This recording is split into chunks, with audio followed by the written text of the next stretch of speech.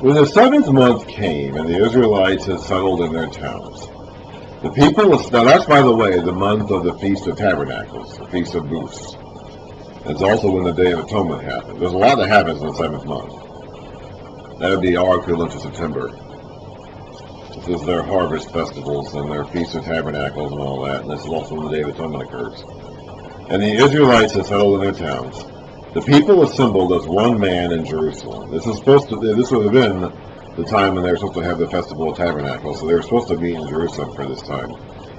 Then Jeshua, son of Jozadak, and his fellow priests,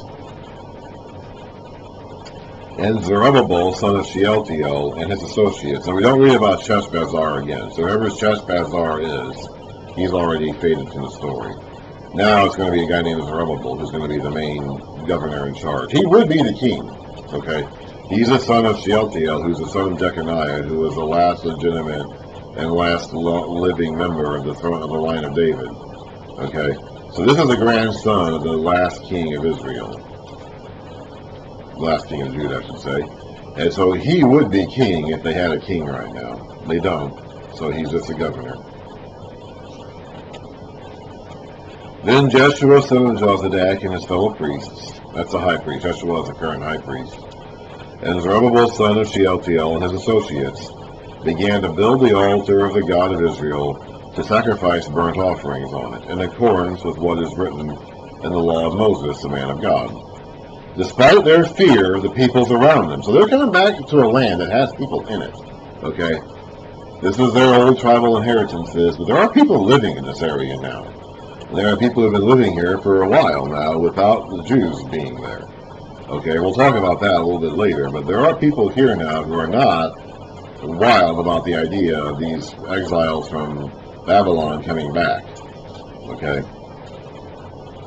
So despite their fear of the people around them, they built the altar on its foundation and sacrificed burnt offerings on it to the Lord, both the morning and evening sacrifices. So they're finally doing their sacrifices again. Remember how Daniel in exile in Babylon would pray to the God through face his window, turn to face Jerusalem, and he still measured time according to the morning and evening sacrifices. He said that he got an answer to his prayers about the time of the evening sacrifice. And they weren't offering sacrifices at that time. Now they're finally offering them again.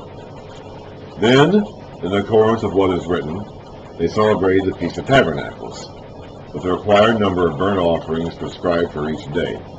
After that, they presented the regular burnt offerings, the new moon sacrifices, and the sacrifices for all the appointed sacred feasts of the Lord, as well as those brought as free will offerings. So they had these required sacrifices they had to do on a regular basis. They had to do an evening and morning sacrifice every day. They had to do extra sacrifices on the Sabbath. They had to do extra sacrifices on the new moon, which was the first day of each month, because they had a lunar calendar. So they started their month on the first the first day of each month was the day of the new moon. So they did sacrifice on those days. That was required. That was just kind of all a blanket requirement they had to do all the time. Then you had the offerings that people brought on their own. Okay, individual people and families could bring their offerings whenever they felt like it, anytime they wanted to. On the first day of the seventh month, they began to offer burnt offerings to the Lord, although the foundation of the Lord's temple had not yet been laid. So they have an altar, so at the very least, they can offer sacrifices. They can't do anything else, really, because they don't have a temple. They don't have a meeting area. They don't even have a tent, really. They don't even have a foundation at this point. But they do have an altar, so they can do the bare minimum necessary. They can at least offer sacrifices. And apparently they kept doing that, even though they wouldn't actually build a temple for about 20 more years. They still had an altar, so even during that time when they didn't have a temple, they could continue offering sacrifice, which apparently they did.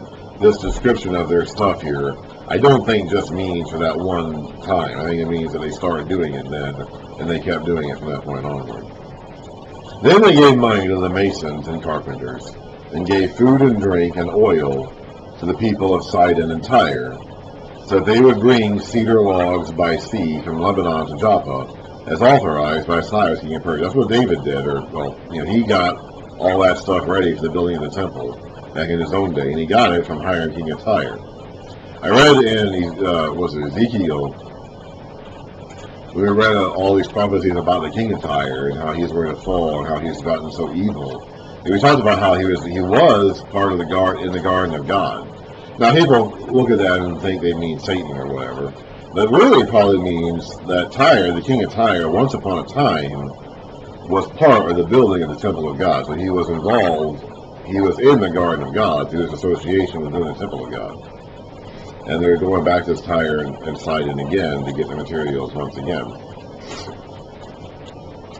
In the second month of the second year after their arrival at the house of God in Jerusalem, Zerubbabel son of Shealtiel, Jeshua son of Jozadak, and the rest of their brothers, the priests and the Levites, and all who had been returned from the captivity to Jerusalem,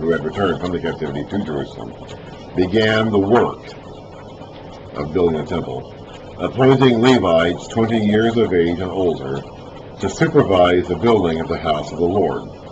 Jeshua and his sons and brothers, where am I? I've lost my place. And Kadmiel and his sons, descendants of Hodaviah, and the sons of Henadad and their sons and brothers, all Levites, joined together in supervising those working in the house of God. When the builders laid the foundation of the temple of the Lord, the priests in their vestments and with trumpets, and the Levites, the sons of Asaph, with cymbals, with musicians, in other words, took their places to praise the Lord as prescribed by David, king of Israel.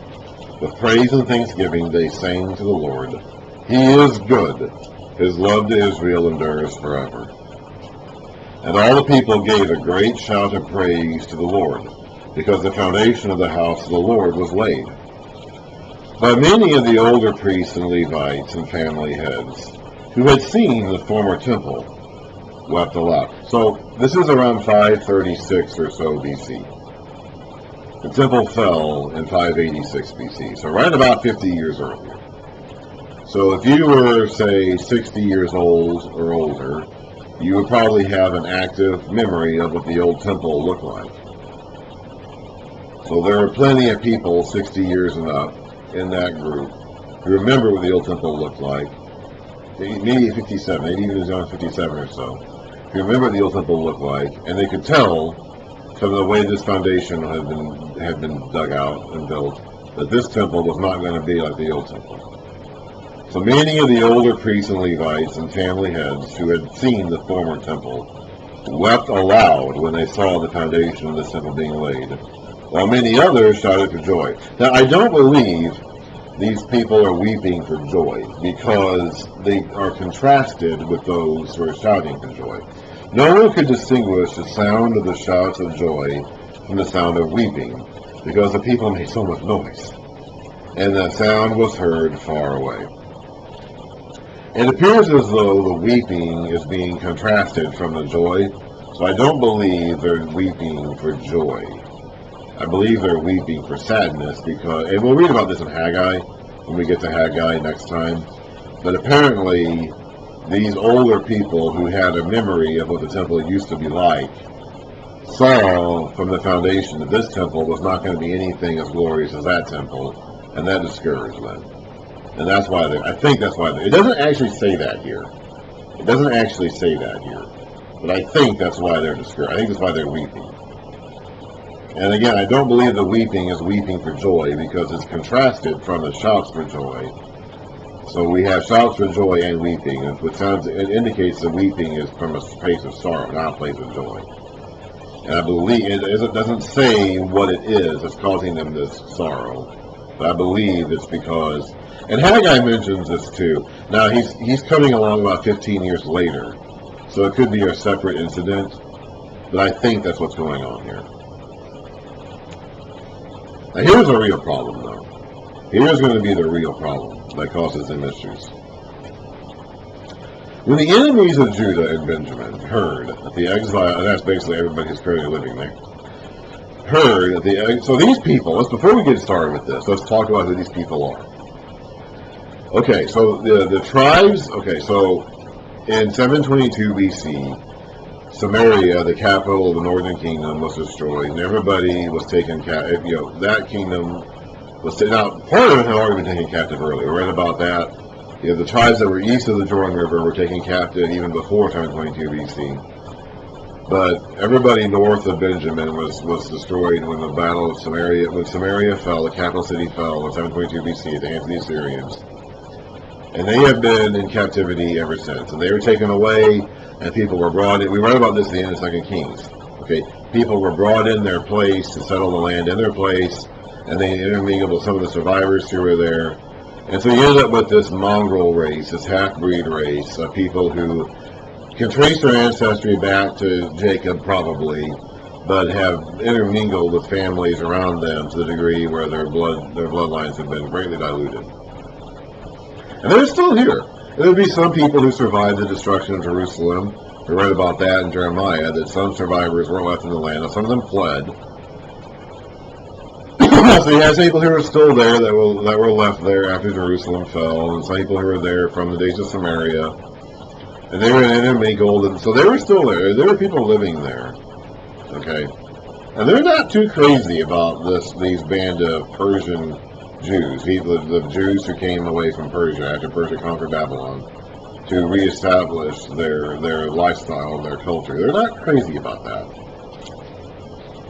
So here is the first point of contact between these two groups of people. Now the Judahites are now going to become Jews. Okay, the word Jew itself comes from Judahite, which refers to the people from Judah. Now that refers to the people who were taken captive, and then they developed their own culture and lifestyle, and that became the Jewish lifestyle. So the word Jew itself has a complicated history, and it comes ultimately from the Judahites who returned from exile to Jerusalem after, in this day and time following. When the enemies of Judah and Benjamin heard that the exiles were building a temple to the Lord, the God of Israel, they came to Zerubbabel and to the heads of the families and said, "Let us help you. Let us help you build, because, like you, we seek your God and have been sacrificing to him since the time of Esar-Haddon, king of Assyria, who brought us here." That's in the 600s BC. Assyria had a policy of deportation and resettlement, and even after the fall of Samaria in 722 BC at the hands of Sargon, I think it was, they continued doing that all the way down to the 600s BC when Esar-Haddon was king. But Zerubbabel, Jeshua, and the rest of the heads of the families of Israel answered, "You have no part with us in building a temple to our God. We alone will build it for the Lord, the God of Israel, as King Cyrus, the king of Persia, commanded us." So they do not want them to be involved. Now the reason for this, these people probably are being truthful when they say they worship Judah's God. They probably do. But he's probably just one of many gods that they worship because they worship many gods. One of them probably is Judah's God. But the exact problem that the Jerusalem and Judahites had that led to their captivity was that they worshiped many gods. Okay, if they let these people who worship many gods come into the land, come into the city, and help them build the temple, they're going to get mixed up in the exact same problem they had in the past. And that's going to result in the exact same outcome. They're going to get involved in worshiping other gods, the gods of these other people, because they don't worship just the God of Judah. They worship the God of Judah plus whatever other gods they worship. And so if they allow these people to get involved in building a temple with them, they're going to have to allow them to worship at the temple with them, and these people are going to want to include their other gods in that temple. And that is going to result in the exact same problem that they just got done dealing with. So they're not going to let that happen again. So they have to say no. Now, could they have said no in a more gentle way, I guess? Maybe. Maybe they could have said no in a way that wasn't quite so antagonistic. Maybe not. Maybe they could have. But they had to say no. The answer had to be no. Maybe they could have said no in a way that wouldn't have provoked such anger, but they had to say no. Then the peoples around them set out to discourage the people of Judah and make them afraid to go on building. So they're just going to put a stop to this altogether now, They hired counselors to work against them and frustrate their plans during the entire reign of Cyrus, king of Persia, and down to the reign of Darius, king of Persia. All right, we're going to go ahead and finish. Oh boy.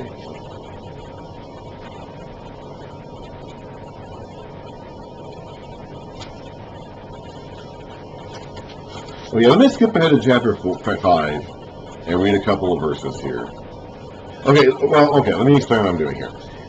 This next section of chapter 4 is going to skip ahead about 60 or 70 years. Okay, we read about Cyrus and Darius. Cyrus reigns. He's in charge right now.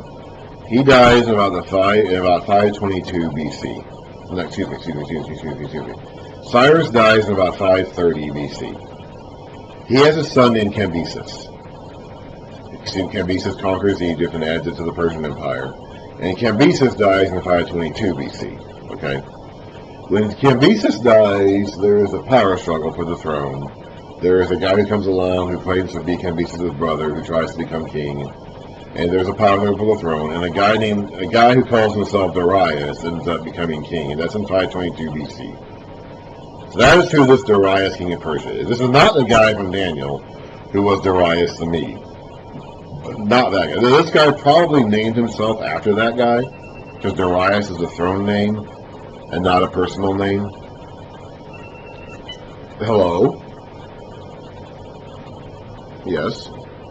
Yep.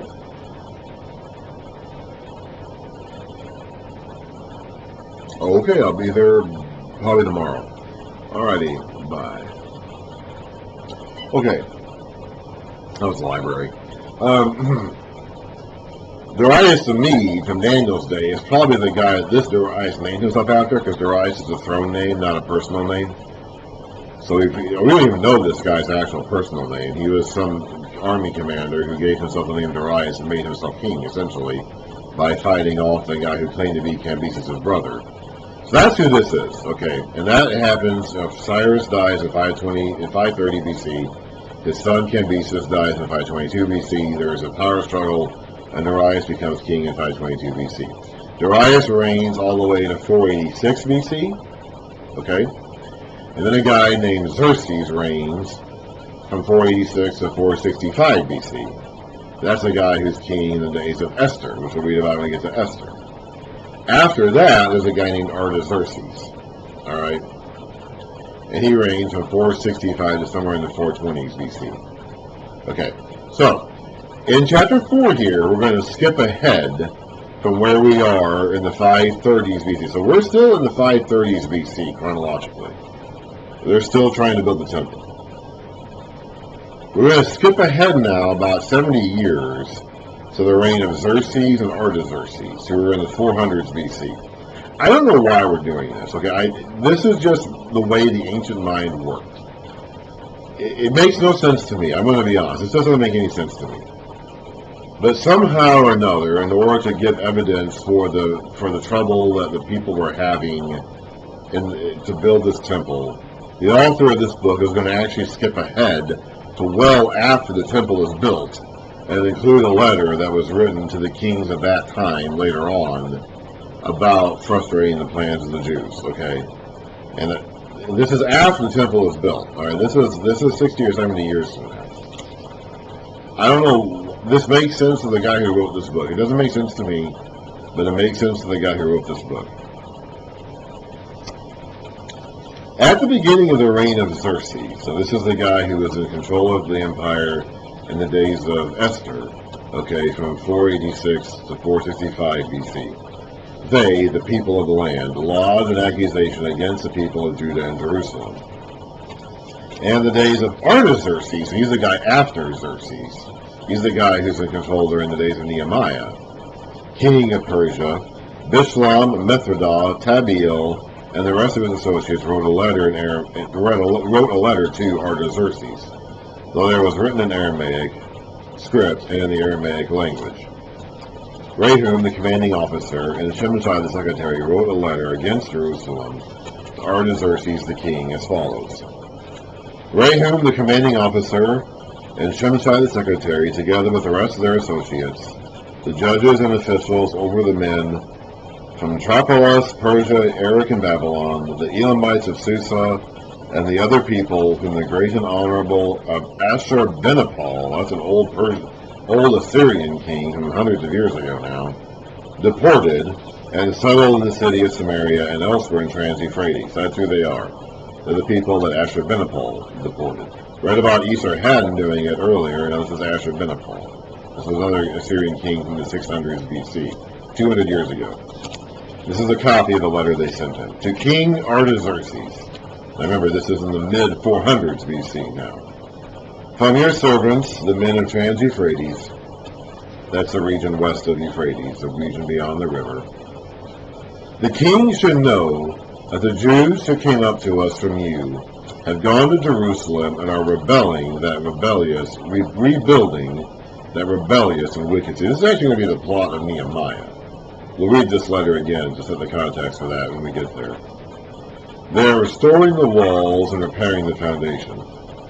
Furthermore, the king should know that if this city is built and its walls are restored, no more taxes, tributes, or duty will be paid, and the royal revenues will suffer. Now, since we are under obligation to the palace, and it is not proper for us to see the king dishonored, we are sending this message to inform the king, so that a search may be made in the archives of your predecessors. In these records you will find that this city is a rebellious city, troublesome to kings and provinces, a place of rebellion from ancient times. Everybody, and it still is to this day, everybody has always fought over this land. We still are to this day. That is why the city was destroyed. We inform the king that if this city is built and its walls are restored, you'll be left with nothing in the region beyond the river. The king sent this reply. This is Artaxerxes. This is the guy that Nehemiah serves. We'll read about that. We'll read this letter again when we start Nehemiah to help set the context for that. To Rehum, the commanding officer, Shimshai the secretary, and the rest of their associates living in Samaria and elsewhere in Trans-Euphrates, greetings. The letter you sent us has been read and translated in my presence. I issued an order, and a search was made, and it was found that this city has a long history of revolt against kings, and has been a place of rebellion and sedition. Jerusalem has had powerful kings ruling over the whole of Trans-Euphrates, and taxes, tribute, and duty were paid to them. That's a bit of an exaggeration, I would say. They had like one powerful king, maybe two. Now issue an order to these men to stop work, so that the city will not be rebuilt until I so order. Be careful not to neglect this matter.